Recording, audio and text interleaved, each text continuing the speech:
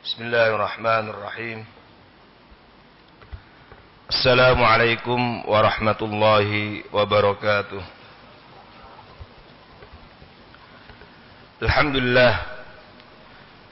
Alhamdulillah wahdah sadaqa wa'dah wa nasara 'abdah wa 'azza jundah wa hazama al-ahzab wahdah. Wassalatu wassalamu ala Rasulillah Sayyidina Muhammad ibn Abdullah wa ala alihi wa ashabihi wa mawala amma ba'd. Qala ta'ala fi kitabil karim a'udzu billahi minasy syaithanir rajim wattaqullaha alladzi tasaaluna bihi wal arham. Shadaqallahul azim. Ma'asyiral muslimin wal muslimat, Bapak Ibu saudara sekalian, hafizakumullah. Alhamdulillah, kita bersyukur kepada Allah Subhanahu wa taala yang telah memberikan nikmat kepada kita, dimudahkan jalan kita untuk beribadah kepada Allah, berada di rumahnya, dan Allah Subhanahu wa taala masukkan kita ke dalam hamba-hambanya yang diinginkan kebaikan oleh Allah, yaitu ditandai dengan semangat kita untuk terus memperdalam agama kita, tafaqquh fid din. Maka kehadiran kita dalam majelis mulia seperti ini, insyaallah ini pertanda baik bagi diri kita, dan semoga ini akan membawa kepada kebaikan kehidupan dunia dan akhirat kita. Amin ya rabbal alamin. Kajian hadis kitab Al-Adab Al-Mufrad kali ini kita masuk pada bab yang ke-25. Al-Imam Al-Bukhari dalam kitab Al-Adab Al-Mufrad mengatakan bab wujubu silaturrahim. Bab tentang kewajiban dan keutamaan silaturrahim. Ya. Bapak Ibu saudara sekalian, ya, bab ini hadir untuk mengingatkan kepada kita bahwa salah satu adab yang harus dimiliki oleh seorang mukmin adalah semangatnya untuk terus menyambung silaturrahim. Bahkan silaturrahim di dalam Al-Quran banyak disinggung oleh Allah. Salah satunya ayat yang tadi kita baca di muqaddimah di ayat pertama surat An-Nisa. Saking pentingnya silaturrahim sampai Allah Subhanahu wa taala sampai perlu mendatangkan 2 kali perintah takwa. Wattaqullaha alladzi tasaaluna bihi wal arham, yang itu artinya ketakwaan seorang mukmin diantaranya dilihat dari sejauh mana mengamalkan amal mulia ini. Jadi kalau seorang itu semangat silaturrahim, berarti jelas itu pertanda takwa. Sebaliknya, kalau seseorang itu malas dan bahkan na'udzubillah memutus silaturrahim, maka berarti itu pertanda jauh dari takwa. Nah, di antara hadis yang disinggung oleh Al-Imam Al-Bukhari dalam kitab Al-Adab Al-Mufrad ini tentang kewajiban silaturrahim, hadis yang ke-47 yang Imam Bukhari mendapatkan dari gurunya, dari Musa bin Ismail. Ia berkata, Zamzan bin Amr al-Hanafi mengabarkan kepada kami, ia berkata, haddatsana Kulayb ibnu Manfa'ah qala jaddi, kakekku, berarti kakeknya Manfa'ah ini adalah sahabat Nabi. Kakekku pernah bertanya kepada Rasulullah SAW, ya Rasulullah, wahai Rasulullah, man abar, siapa orang yang paling berhak untuk aku bakti, paling berhak untuk aku lakukan bakti kepadanya? Qala, Nabi menjawab, ummak, ibumu, wa abaka, dan ayahmu, wa ukhtaka, saudara perempuanmu, wa akhaka, saudara lakimu, wa maulaka alladzi yali dzaka, dan kerabatmu yang berikutnya, yang urutan berikutnya. Haqqun wajibun, itu adalah hak yang wajib. Wa rahimun mausulatun, dan itu adalah silaturahim yang tersambung.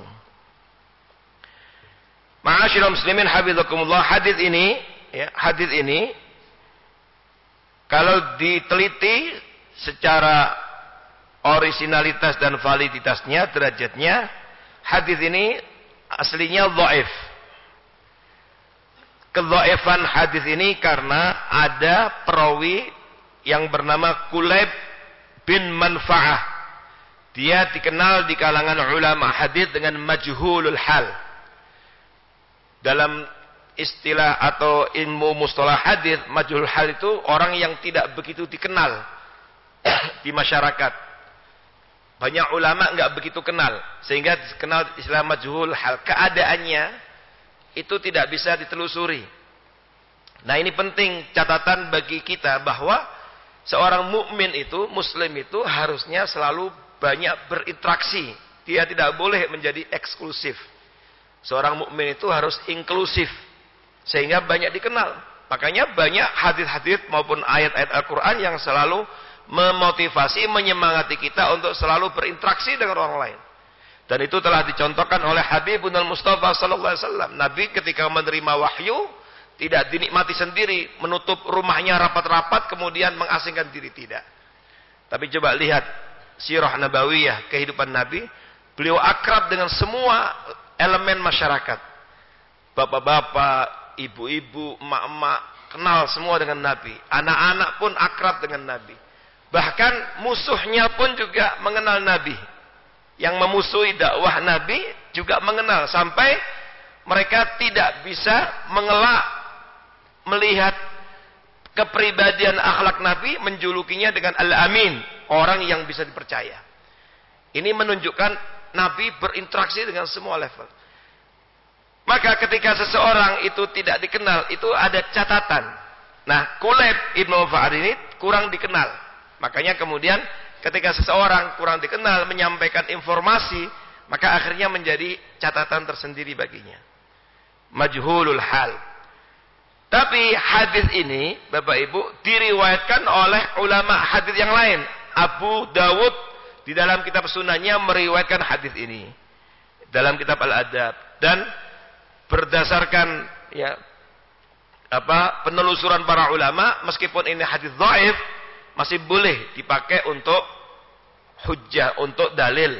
Apalagi konten masalah yang disinggung dalam hadis ini telah banyak disinggung dalam hadis-hadis lain yang sahih. Nah, untuk itulah kemudian dari sini kita tidak boleh mengeneralisir hadis dhaif seakan-akan sudah tidak bisa diterima, sama sekali tidak.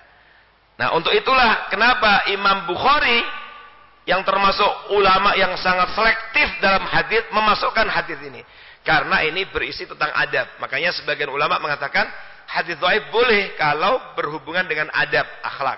Apalagi tentang masalah ini banyak diperkuat, disinggung juga oleh hadis-hadis sahih lainnya. Sehingga tentu saja ini menaikkan derajatnya, sehingga berdasarkan hadis sahih yang lainnya tidak ada masalah. Nah, dalam hadis ini, ma'asyiral muslimin hafizakumullah, Rasulullah SAW mengingatkan kepada kita tentang silaturrahim, tentang kewajiban silaturrahim. Yang benar silaturrahim apa silaturrahmi? Yang benar silaturrahim, dari kata ar-rahim, al-arham jamaknya. Awal ayat pertama surah An-Nisa, wattaqullaha alladzi tasaaluna bihi wal arham. Di dalam surat Muhammad juga disebutkan wa tuqatti'u arhamakum. Dalam ayat 22 surat Muhammad disebutkan wa tuqatti'u arhamakum, jamak dari ar-rahim. Nah, itu yang benar silaturahim, yaitu menyambung tali persaudaraan yang ada hubungan kerabat dengan kita. Karena diambil dari kata rahim. Nah, para ulama dalam membahas kewajiban silaturahim itu ada beberapa pendapat. Jadi kalau menyambung silaturahim dengan semua yang punya hubungan kerabat itu sunnah. Itu tentu adalah ajaran Nabi. Tapi untuk yang wajib itu, siapa yang paling wajib untuk disambung silaturahim? Di situ ada pembahasan Kita simpulkan paling tidak ada tiga. Ada tiga. Pertama, ada yang mengatakan yang paling wajib untuk disambung silaturahim adalah yang mahram kita. Mahram. Yaitu yang tidak boleh dinikahi. Nah, ini ada yang menyebutkan seperti itu. Yaitu apa? Yang termasuk diantara yang tidak boleh dinikahi. Maka ibu, saudari perempuan dan seterusnya. Nah, itu mahram. Ya. Kemudian ada lagi yang mengatakan yang termasuk ahli waris.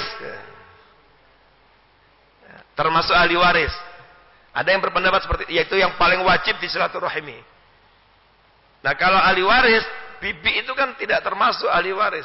Tapi ada hadis bibi itu bimanzilatil Dia kedudukannya, posisinya seperti ibu.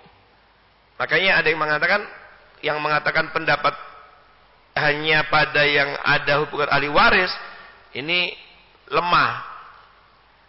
Sementara yang ada hubungan mahram itu jauh lebih kuat. Ada lagi yang mengatakan yang ada hubungan kerabat. Yang ada hubungan kerabat. Kalau yang ada hubungan kerabat, ya, ini berarti berurutan. Ada urutannya, ada skala prioritas. Berarti banyak, panjang. Nah, maka salah satunya disinggung dalam hadis ini. Nah, ini beberapa pendapat. Kalau tadi terkait dengan yang mahram, yang tidak boleh dinikahi, berarti kalau seperti itu berarti sepupu tidak termasuk karena dia boleh dinikahi. Jadi masing-masing menyampaikan pendapatnya, tetapi secara umum silaturahim itu dikembalikan kepada kata ar-rahim. Kata ar-rahim itu adalah yang ada hubungan kerabat. Nah, tapi dalam menerjemahkan dan mengaplikasikan kewajiban silaturahim yang bisa menghantarkan kepada takwa, itu ada skala prioritas. Siapa skala prioritas? Disebut di sini. Pertama adalah ummak, wa abak, ibumu dan ayahmu. Di hadis sahih yang lain, Nabi pernah ditanya, "Ya Rasulullah, man ahaqqu bihusni suhbati?" Siapa orang yang paling terdepan untuk aku berbakti kepadanya?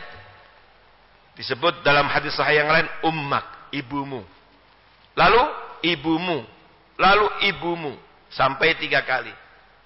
Tapi jangan diambil kesimpulan berdasarkan hadis ini berarti ibu itu 3 sehingga istri 3. Tidak. Itu maksudnya ibu itu penguatan. Bukan ibu pertama, ibu kedua, ibu ketiga, bukan. Baru kemudian Nabi menyebut summa abak, kemudian ayahmu. Pengulangan ibumu itu mimbabi takkid untuk mengingatkan bahwa betapa besar ya, jasa dan andil seorang ibu dalam kehidupan kita. Lalu ayahmu. Nah, ini penting untuk mengingatkan kita bahwa kalau ada orang kok baik sama kawannya, koleganya, tetangganya, baik sama ya teman-teman CS-nya, chemistry-nya, sama teman-teman goesnya, teman-teman circle-nya ini, tapi ternyata hubungannya buruk dengan kedua orang tuanya, berarti dia telah mengabaikan ajaran kewajiban silaturahim. Tidak bisa menempatkan dengan benar tentang ajaran Islam.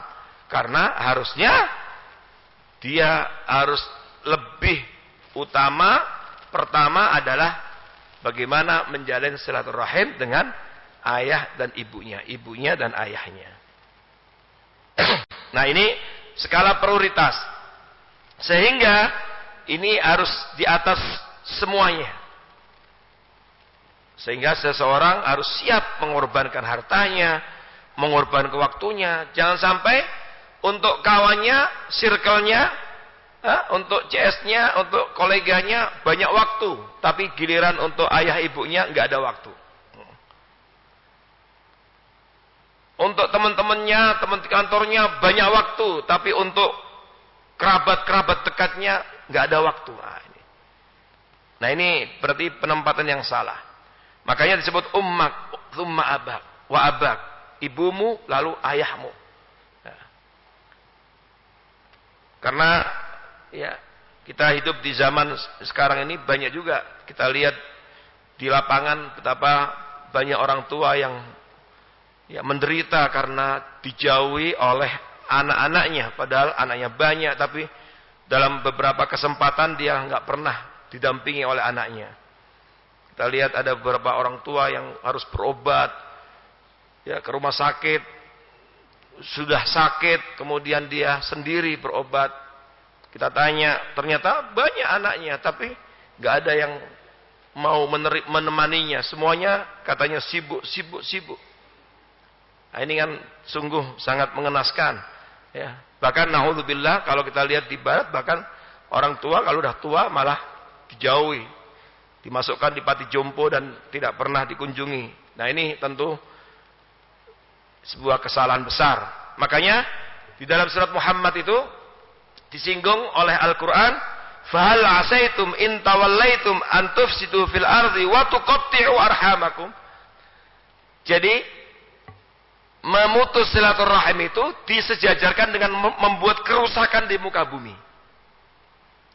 Apa korelasinya? Karena kalau sudah memutus silaturahim itu maka melakukan kejahatan-kejahatan yang lain itu akan lebih mudah, lebih ringan.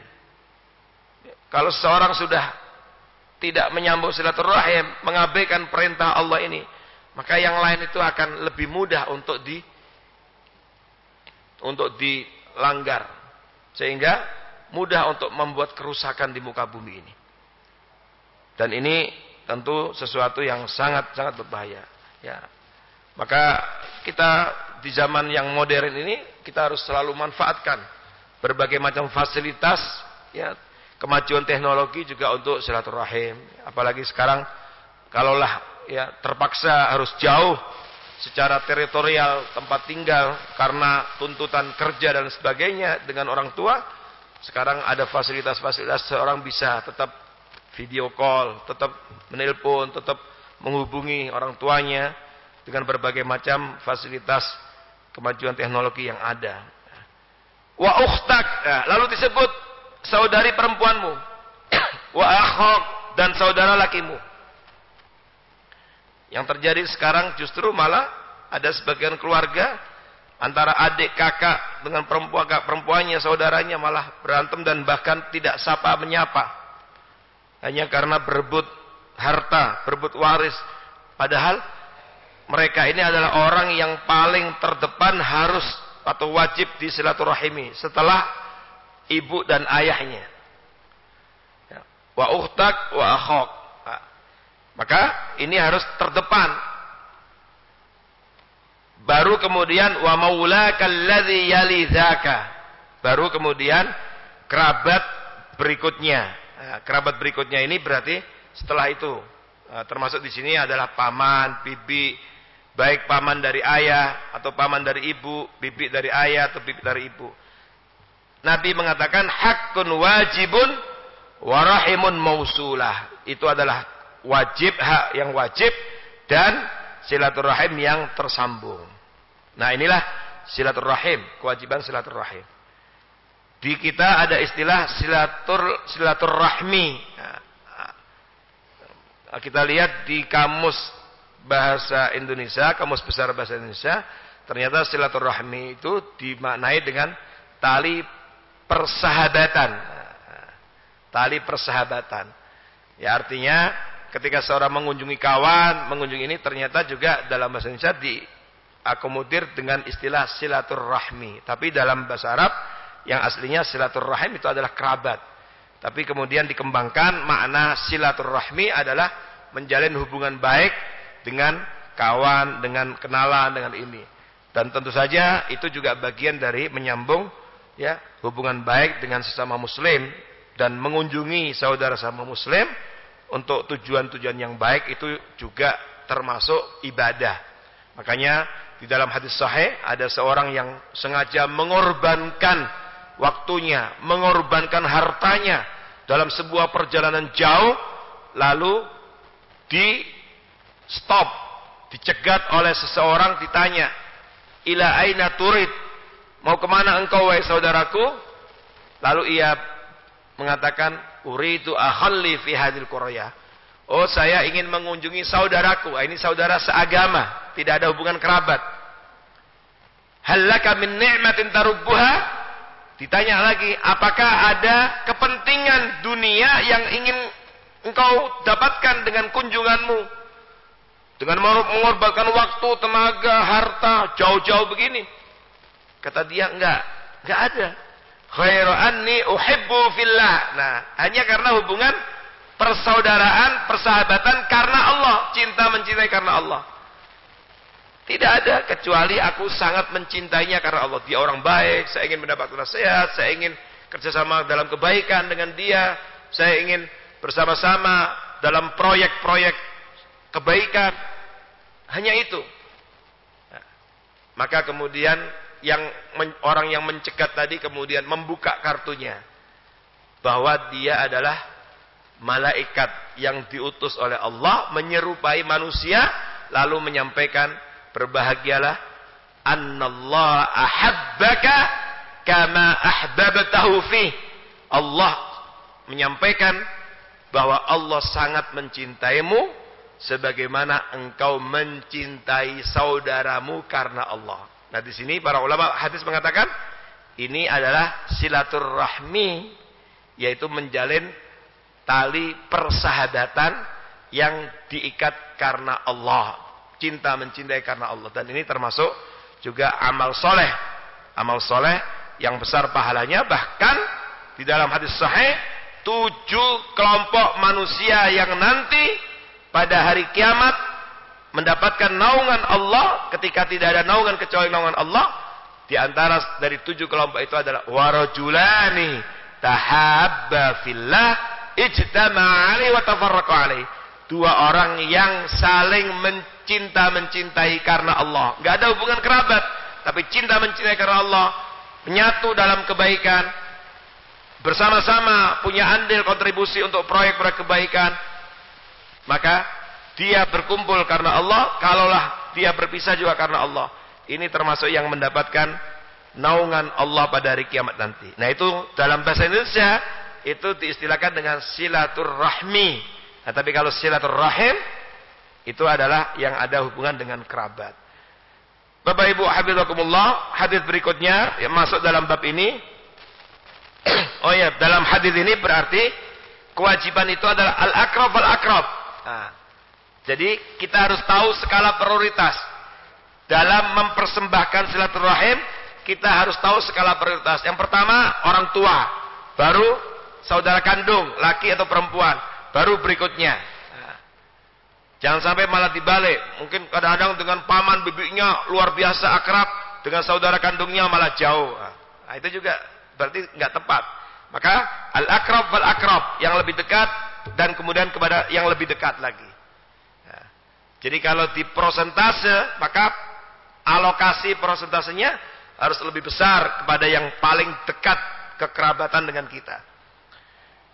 Hadis yang ke-48, haddatsana Musa bin Ismail qala akhbarana Awanah an Abdul Malik ibnu Umair dari Musa bin Talha an Abi Hurairah radhiyallahu an. Ini hadis bersumber diriwayatkan oleh Abu Hurairah, sahabat Abu Hurairah radhiyallahu anhu. Lamma nazalat hadhil ayah, ketika turun ayat ini, wa anzir ashiratakal aqrabin, ya, dan berilah peringatan kepada kerabatmu yang terdekat. Qaman Nabi SAW, Nabi langsung berdiri memanggil. Ya, dulu tidak ada pengeras suara. Biasanya kebiasaan Nabi kalau mengajak atau memanggil atau mengumumkan itu dulu naik di bukit. Seperti Nabi pernah naik di bukit Sofa supaya yang bawah terdengar. Karena dulu tidak ada pengeras suara. Maka Nabi memanggil, ya Bani Abd, ya Bani Ka'ab ibn Lu'ay. Wahai Bani Ka'ab bin Lu'ay, angkidhu anfusakum minan nar. Siapa Ka'ab bin Lu'ay? Ka'ab bin Lu'ay itu masih ada hubungan kerabat dengan Nabi. Selamatkanlah diri kalian dari api neraka. Ya Bani Abdi Manaf. Ini juga kerabat. Jadi Nabi manggil dari simpul kerabat-kerabat beliau. Karena Ka'ab ibn Lu'ay, Bani Abdi Manaf ini masih kerabat beliau semuanya. Ya Bani Abdi Manaf, wahai Bani Abdi Manaf, angkidhu anfusakum minan nar. Selamatkanlah diri kalian dari api neraka.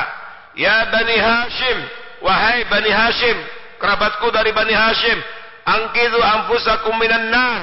Selamatkanlah diri kalian dari api neraka. Ya Bani Abdul Muttalib, wahai anak keturunan Bani Abdul Muttalib, angkidhu anfusakum minan nar. Lalu terakhir Nabi menyebut putrinya, ya Fatimah binti Muhammad, wahai putriku Fatimah binti Muhammad, angkidhi nafsaki minan nar. Selamatkanlah dirimu dari api neraka. Fa inni la amliku laki minallahi syai'a. Karena sesungguhnya aku tidak dapat melindungimu dari Allah sedikit pun. Aku nggak bisa melindungi dari Allah sedikit pun. Ghaira anna lakum rahiman sa'abulluha bibilaliha. Hanya saja bagi kalian ada hubungan silaturahim. Karena ada hubungan silaturahim, maka itulah yang akan aku sambung. Tapi kekerabatan kita itu tidak bisa menjadikan kita kemudian menyelamatkan satu sama lain, nggak bisa. Tapi yang wajib adalah kita sambung, tetapi itu tidak bisa menjadi sarana untuk menyelamatkan kita. Artinya masing-masing ada tanggung jawabnya. Ma'asyiral muslimin hafizakumullah. Hadis ini sahih, diriwayatkan Imam Muslim dalam kitab sahihnya, dan di dalam hadis ini ada banyak pelajaran penting. Pertama adalah bagaimana memperbaiki hubungan dengan kerabat. Dan ternyata salah satu wujud perbaikan kita, silaturahim kita dengan kerabat dekat itu adalah dengan mendakwai mereka, menyelamatkan mereka dari api neraka, mengkondisikan mereka untuk menjadi ahlul jannah. Nah, ini penting supaya tujuan silaturahim kita itu punya esensi dan punya tujuan yang mulia. Karena mohon maaf, kadang-kadang ada orang yang sekedar kumpul saja. Ya. Keluarga itu hanya sekedar kumpul-kumpul saja. Kumpulnya tidak dikemas dengan urusan yang baik. Bahkan na'udzubillah kadang-kadang kumpulnya dalam maksiat kepada Allah. Nah, maka turunnya ayat ini dimanfaatkan oleh Rasulullah SAW untuk silaturahim. Caranya dengan mengingatkan kerabat-kerabatnya agar masing-masing bersungguh-sungguh untuk menyelamatkan dari api neraka.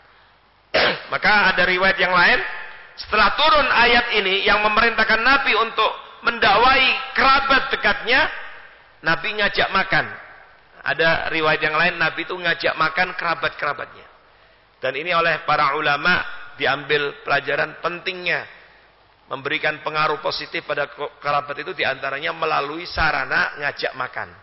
Nah, karena itu ketika kita ngajak makan itu harus ada misi.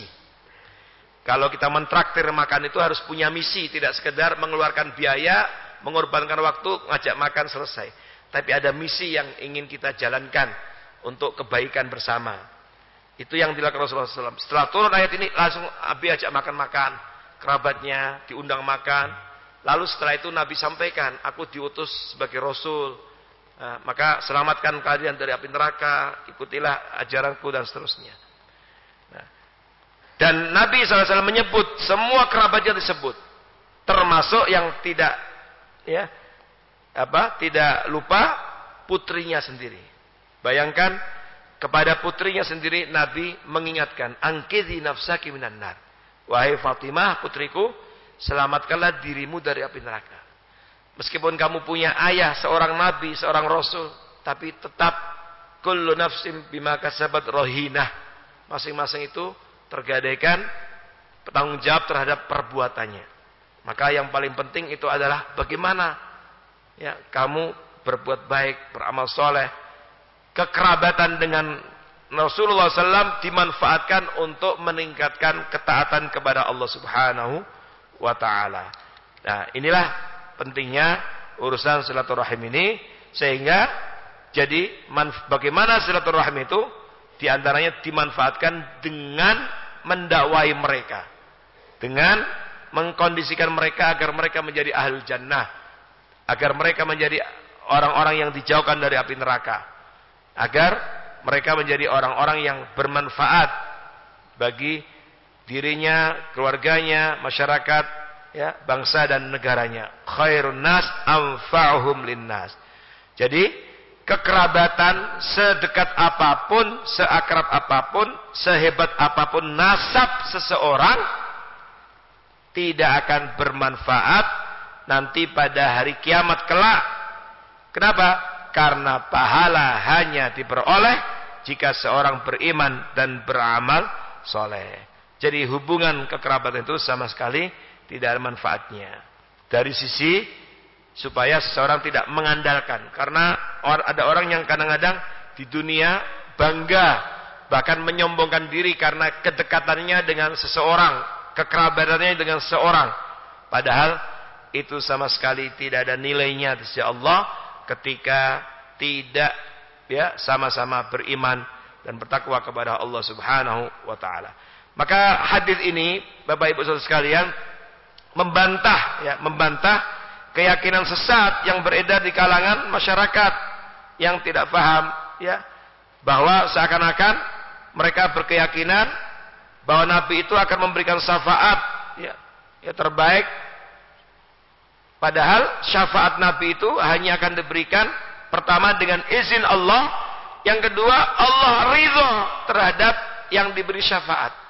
Dan tidak mungkin Allah itu ridho kalau amal dan perbuatan manusia bertentangan dengan ajaran Rasulullah sallallahu alaihi wasallam. Maka salah satu kewajiban kita dalam dakwah adalah memperingatkan keluarga dan kerabat dekat kita dari bahaya api neraka. Semoga Allah Subhanahu wa taala memberikan kemudahan kita untuk bisa mengamalkan dalam kehidupan kita, yaitu untuk semangat dalam silaturahim, sehingga kita semuanya mendapatkan kebaikan di dunia dan di akhirat, dan semoga itu membawa kita semuanya menjadi ahlul jannah. Amin amin ya rabbal alamin.